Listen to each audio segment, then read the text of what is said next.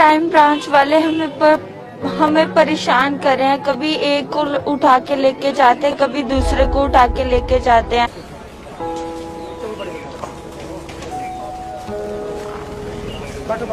CBI का समाधान दिए सारे पूरी उम्मीदें बोली लेकिन का चलो आज तो करने सीबीआई को अंदर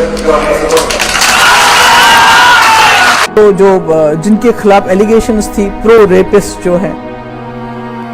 I fail to understand how Mehbooba Mufti can reconcile herself to working with apologists for rapists. हमने तो मॉरल ग्राउंड और देश के हालात को ना खराब हो, देश संभला रहे, बचा रहे और देश में कभी भाईचारा ब्रेक ना हो, हमने उसके लिए रिजाइन कर दिया।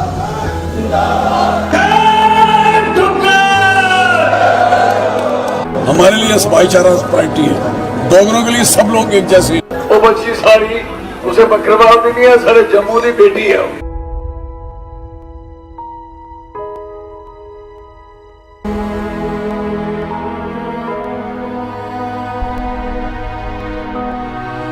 वो चाहते थे रसाना के केस सीबीआई को दिया जाए, मैंने नहीं माना।